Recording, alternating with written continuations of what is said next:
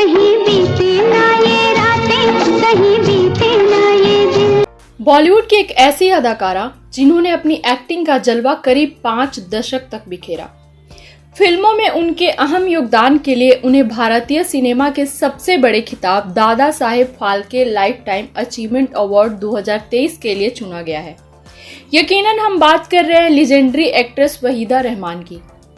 वहीदा रहमान अब तक 3 film fair award भी अपने नाम कर चुकी हैं। वहीं पद्मश्री और पद्म भूषण अवार्ड से भी नवाजी जा चुकी हैं। लेकिन दोस्तों, क्या आपको पता है कि इस प्रतिभाशाली अदाकारा का सपना फिल्मों में काम करना नहीं था, बल्कि कुछ और था। उन्हें मजबूरन हिंदी फिल्म इंडस्ट्री में कदम रखना पड़ा। हमने देखी है उन आँखों की महकती खुशबू। और क्या आपको पता है कि अपने समय में बॉलीवुड के बेहद प्रतिभाशाली फिल्म निर्देशक गुरुदत्त ने वहीदा रहमान को पहला ब्रेक दिया था। बॉलीवुड के मशहूर फिल्म निर्देशक से उनका अफेयर था और बाद में उन्होंने खुदकुशी कर ली थी और पूरा परिवार तबाह हो गया था। वहीदा रहमान से जुड़ी बेहद खास बातें आज के हम इस वीडियो में आपको बताएंगे, लेकिन उससे पहले हम वहीदा रहमान के जीवन पर एक नजर डालते हैं।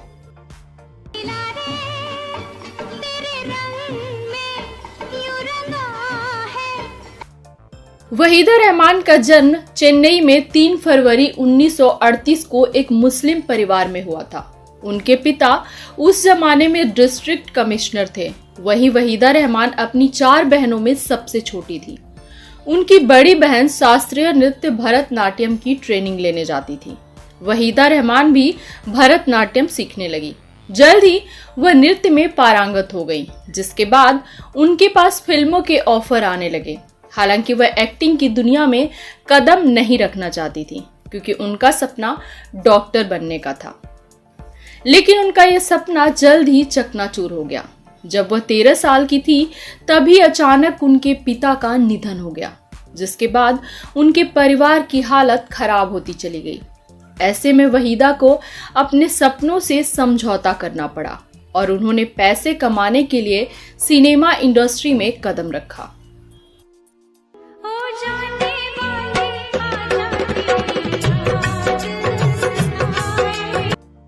वहीदा ने अपने करियर की शुरुआत तेलुगु फिल्म रोजुलू मराई और जय सिम्हा से की थी। इसके बाद उन पर गुरुदत्त की नजर पड़ी और गुरुदत्त ने उन्हें मुंबई आने को कहा। गुरुदत्त ने वहीदा को फिल्म सीआईडी में रोल ऑफर किया। वह चाहते थे कि दिलीप कुमार और मधुबाला की तरह ही वहीदा भी अपना स्क्रीन नेम बदल ले। हालांकि वहीदा ने इससे साफ इनकार कर दिया। यही नहीं, उनके साथ फिल्म में काम करने के लिए वहीदा ने 2 शर्तें रख दी। पहली यह कि मां के साथ ही वह सेट पर आएंगी और दूसरी कि वह फिल्म में अपने कॉस्ट्यूम खुद पसंद करेंगी, रिवीलिंग ड्रेस या बिकिनी नहीं पहनेंगी। यह वह दौर था जब गुरुदत्त के साथ काम करने के लिए बड़े से बड़ा सितारा तैयार रहता था। लेकिन 17 साल की वहीदा ने इतने बेबाक अंदाज में अपनी बातें कही कि गुरुदत्त भी उनके फैन हो गए। दोनों ने प्यासा, कागज के फूल, साहिब बीवी और गुलाम जैसी बेहतरीन फिल्मों में साथ काम किया। साथ काम करने के कारण उनकी नजदीकियां बढ़ती चली गई।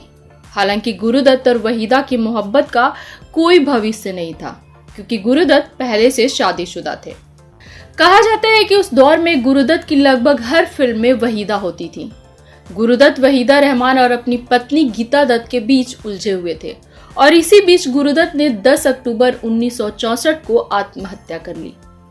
उनकी मौत की वजह तो कभी स्पष्ट नहीं हुई, लेकिन लोगों ने इसका जिम्मेदार वहीदा रहमान को ठहराया। वहीं गुरुदत्त के निधन के कुछ साल बाद ही कम उम्र में ही गीता दत्त भी चल बसी। इसके बाद उस दौर की एक्ट्रेसेस खूबसूरत वहीदा रहमान से डरने लगी थी। ऐसा ही एक किस्सा नरगिस और सुनील दत्त के बारे में है।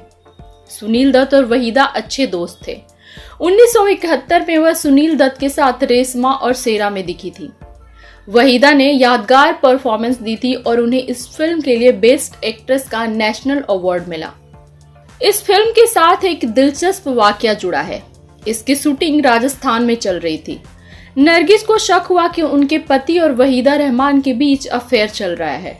वह चुपचाप वहां पहुंच गई, लेकिन वहां सब कुछ सामान्य पाया। वहीदा यह बात समझ गई थी और उन्होंने नरगिस को आश्वासन दिया कि आपके पति को आपसे कोई नहीं छीनेगा।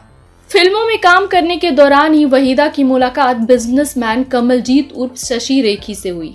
कमलजीत 1965 में आई फिल्म शगुन में वहीदा रहमान के हीरो थे।